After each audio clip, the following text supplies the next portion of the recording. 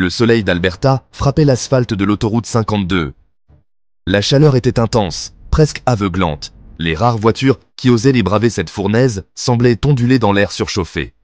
Un silence pesant régnait, interrompu seulement par le sifflement du vent chaud dans les herbes folles du bas-côté.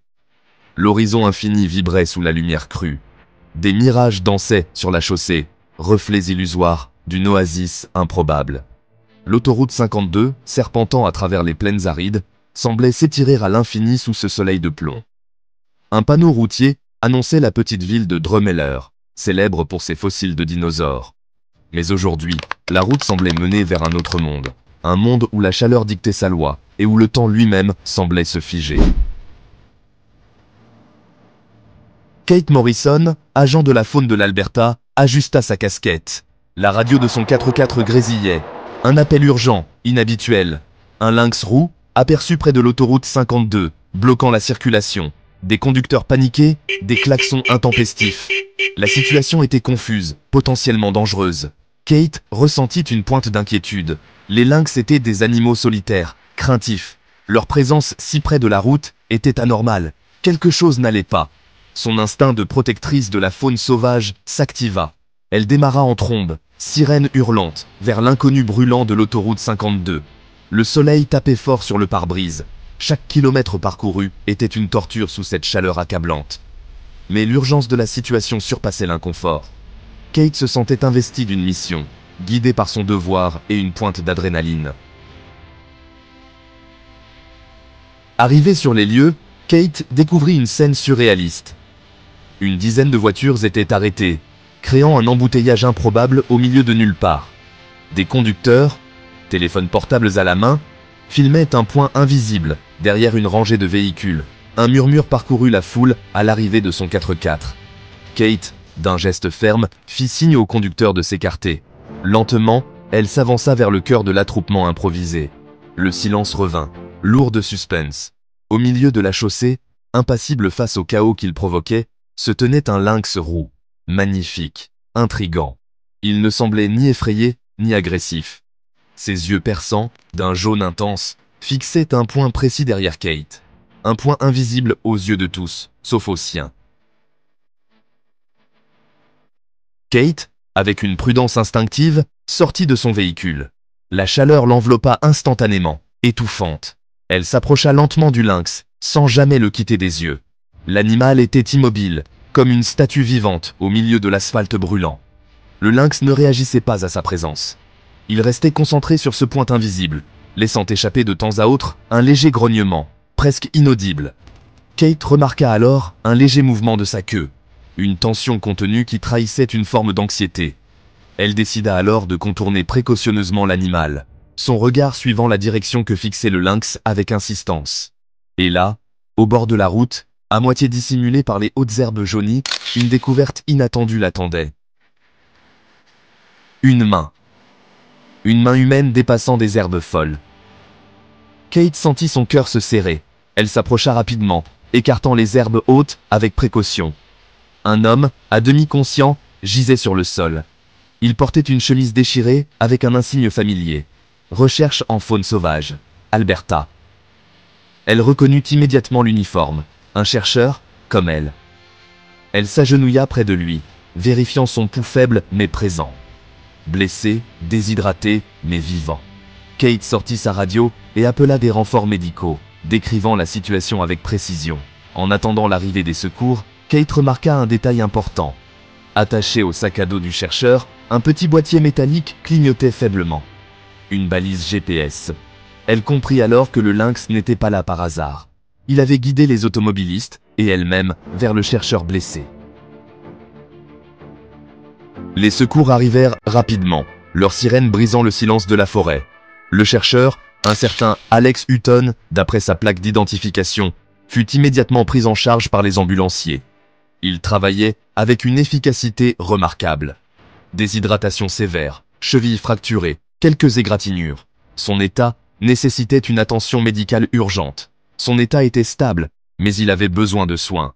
Les ambulanciers le stabilisèrent, avant de le transporter. Pendant ce temps, le lynx, que Kate avait baptisé Lila dans sa tête, observait la scène avec une sorte de curiosité distante. Ses yeux perçants suivaient chaque mouvement. Dès qu'Alex fut installé dans l'ambulance, Lila se retourna et s'enfonça dans la forêt avoisinante, disparaissant aussi rapidement qu'elle était apparue. La forêt semblait l'engloutir. Intriguée, Kate décida de consulter les données de la balise GPS d'Alex. Elle espérait y trouver des indices. Elle découvrit que le chercheur étudiait les mouvements et les comportements des lynx dans la région. Une mission fascinante et complexe. Lila était l'un de ses sujets d'étude. Un spécimen particulièrement intéressant. Mais comment expliquer son comportement héroïque? Une question qui restait sans réponse. Était-ce un pur hasard, ou Lila avait-elle réellement compris la situation et agi en conséquence? Le mystère demeurait entier. L'histoire d'Alex et de Lila, le lynx héroïque, fit rapidement le tour de la région, captivant l'attention de tous.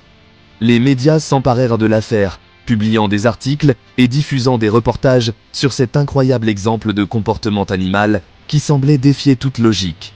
Des scientifiques du monde entier s'intéressèrent à l'histoire, souhaitant en savoir plus sur le lien unique qui unissait Alex et Lila, et cherchant à comprendre les mécanismes derrière un tel comportement.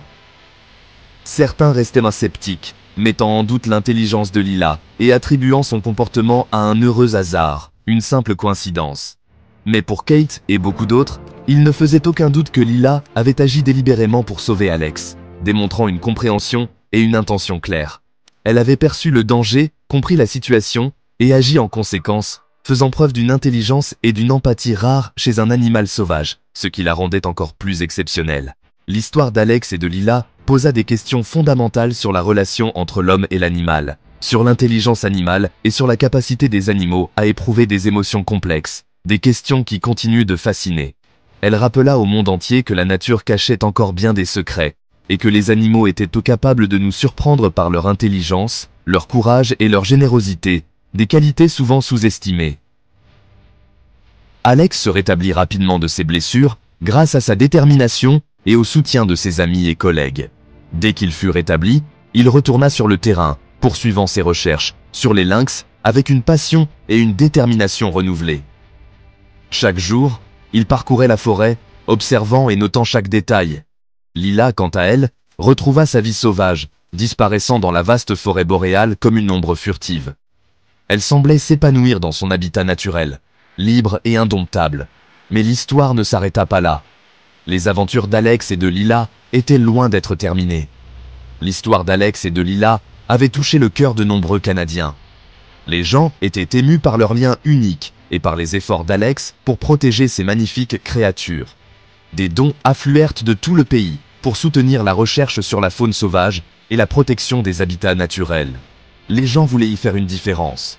Un nouveau centre de recherche fut même créé, dédié à l'étude des lynx et à la compréhension de leur comportement complexe. Ce centre devint un lieu de rencontre pour les passionnés de la faune. Un jour, alors qu'Alex travaillait dans son bureau du centre de recherche, il entendit un léger grattement à la fenêtre. Intrigué, il se leva pour voir ce qui se passait. Il se leva et découvrit avec émotion Lila, assise tranquillement dans la neige, le regardant avec ses grands yeux dorés. C'était un moment magique et inattendu. C'était comme si elle venait lui rendre visite, le remercier de sa protection et lui rappeler le lien unique qui les unissait. Un lien qui transcendait les mots. Un lien fait de respect mutuel, de confiance et peut-être même d'affection. Un lien qui ne pouvait être brisé par le temps ou la distance. Un lien qui continua d'inspirer Alex et de nombreux autres, rappelant au monde entier la beauté, la fragilité et l'incroyable complexité du monde animal. Ce lien devint un symbole d'espoir et de persévérance.